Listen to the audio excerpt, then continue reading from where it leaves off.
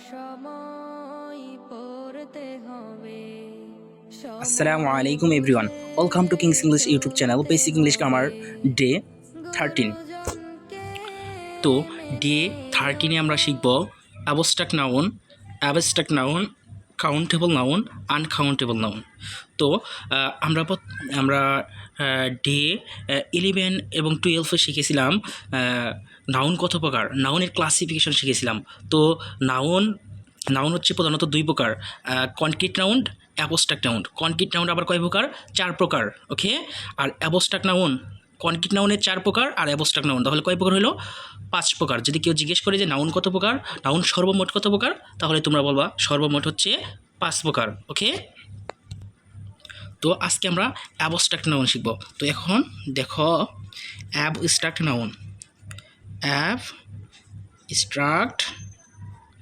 Noun, যে নাউনকে দেখা যায় না, ধরা যায় না, ছোঁয়া যায় না, শুধুমাত্র অনুভব করা যায় তাকে কি বলে? অ্যাবস্ট্রাক্ট নাউন বলে। অর্থাৎ অ্যাবস্ট্রাক্ট নাউন কি করা যাবে না? দেখা যাবে না, ধরা যাবে না, অথবা ছোঁয়া যাবে না, শুধু অনুভব করা যাবে। ঠিক আছে, তো আমরা এক্সাম্পল দেখি। এক্সাম্পল দেখলে বিষয়টা ক্লিয়ার হয়ে যাবে। ওকে, তো দেখো, হ্যাঁ, যে পিচ শব্দের অর্থ কি বলো তো দেখি? পিচ হচ্ছে শান্তি। আচ্ছা বলো তো দেখি, শান্তি কি দেখা যায়? শান্তি দেখাও যায় না, ধরাও যায় না, ছোঁয়া যায় না, কিন্তু অনুভব করা যায়। হ্যাঁ, যে আমি শান্তিতে আছি, অথবা কষ্টে থাকলে কী বোঝা যায়? আমি কষ্টে আছি। কষ্ট জিনিসটা দেখা যায় না, হ্যাঁ, ধরা যায় না, ছোঁয়া যায় না, কিন্তু অনুভব করা যায়। হ্যাঁ, যেমন ফর এক্সাম্পল ধরো লাভ কি? ভালোবাসা। আচ্ছা ভালোবাসা কি দেখা যায়, ধরা যায়, ছোঁয়া যায় না? দেখা যায় না, ধরা যায় না, ছোঁয়া যায় না, বাট অনুভব করা যায়। ওকে, তারপরে দেখো হেট মানে কি? ঘৃণা করা। ঘৃণা করা। ওকে, তারপর হচ্ছে ড্রিম, স্বপ্ন। ঠিক আছে, ড্রিম, স্বপ্ন। এখন বলতে পারো যে স্বপ্ন তো দেখা যায়। আচ্ছা স্বপ্ন তো দেখা যায়, ঠিক আছে, কিন্তু সেটা তো বাস্তবেভাবে হয় না। ঠিক আছে, অথবা কি ধরা যায় না, ছোঁয়া যায় না, শুধু অনুভব করা যায় যে আমি স্বপ্নে এটা দেখতেছি। অথবা নিজেই স্বপ্ন যে দেখো, যেটা যে তুমি স্বপ্ন দেখো যে আমার ভবিষ্যতে আমি এটা হব, ওইটা কি বাস্তবিক হইতেছে? তুমি বাস্তবিক ধরতে পারতেছ, কিন্তু তুমি কি অনুভব করতেছো? হ্যাঁ, তুমি পরিকল্পনা করতেছো। ওকে, তারপর হচ্ছে অনেস্টি মানে কি? সততা জিনিসটা কি? অনেস্টি। তারপরে এরকম ওয়ার্ড হচ্ছে, হ্যাঁ, স্কিল।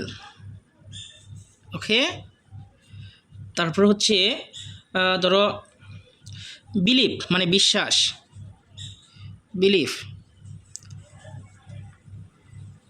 এরকম অনেক ওয়ার্ড আছে। তো অ্যাবস্ট্রাক্ট নাউন চেনার কিছু, হ্যাঁ, সাফিক্স রয়েছে, যে সাফিক্সগুলো দেখলে আমরা বলতে পারবো যে এগুলো হচ্ছে অ্যাবস্ট্রাক্ট নাউন।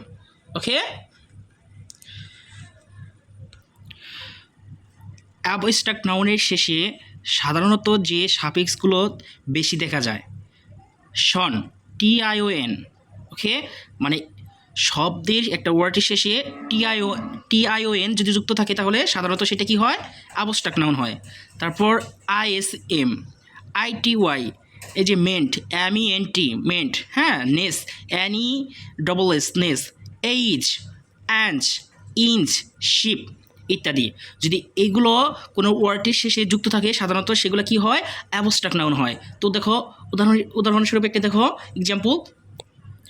তো মুভমেন্ট, দেখো মুভমেন্টে কি আছে? MENT, এই সাফিক্স আছে। ইগনোরেন্স, তো ইগনোরেন্সে কি আছে? ANC, অ্যাঞ্চ, এটা যুক্ত আছে শেষে। ওকে, সাফিক্স মানে কি? শেষে যুক্ত হয়, আর প্রিফিক্স হচ্ছে আগে যুক্ত হয়। তারপর হচ্ছে ইনোসেন্স, দেখো ইনোসেন্স, ENC। ওকে, তারপরে ফ্রেন্ডশিপ, SHIP, শিপ। ওকে, তারপরে discussion, SION, shun. Nationalism, ISM। তাহলে কি এই সাফিক্সগুলো যদি সাধারণত, হ্যাঁ, কোনো নাউনের শেষে যুক্ত থাকে তাহলে সেটা কি হয়? Abstract noun. ওকে, তো এখন আমরা দেখব গণনার ভিত্তিতে নাউন কত প্রকার। কি বলছি? গণনার ভিত্তিতে নাউন কত প্রকার? গণনার ভিত্তিতে নাউনকে 2 ভাগে ভাগ করা হয়। 1 নম্বরে কি? Countable noun, countable noun, countable noun, গণনাযোগ্য বিশেষ্য, যোগ্য বিশেষ্য। ওকে, 2 নম্বর হচ্ছে আনকাউন্টেবল নাউন, আনকাউন্টেবল নাউন, গণনা অযোগ্য বিশেষ্য, অযোগ্য বিশেষ্য, বিশেষ্য। তো এখন আমরা কাউন্টেবল আনকাউন্টেবল নাউন দেখব। তো কাউন্টেবল নাউন কাকে বলে? কাউন্টেবল নাউন কাকে বলে? দেখো, যে নাউনগুলোকে গণনা করা যায় সেগুলোকে কি বলে? কাউন্টেবল নাউন বলে। যে নাউনগুলোকে গণনা করা যায় তাকে কি বলে? কাউন্টেবল নাউন বলে। যেমন পেন, যেমন কি এক্সাম্পলে কি দেখবো আমরা? পেন।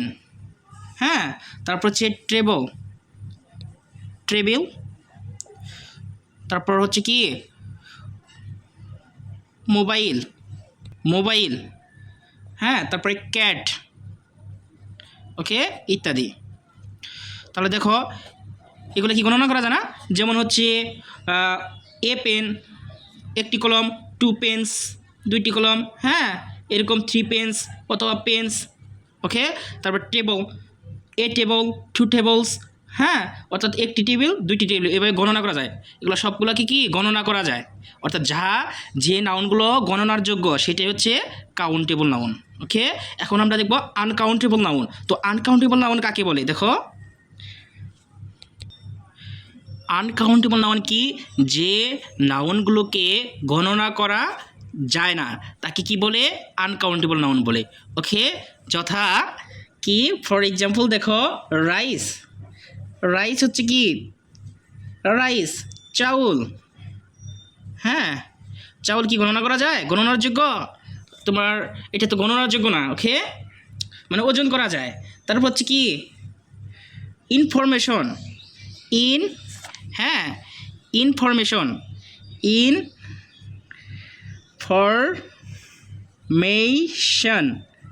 ওকে, মানে তথ্য, তথ্য কি গণনা করা যায়? গণনার যোগ্য না।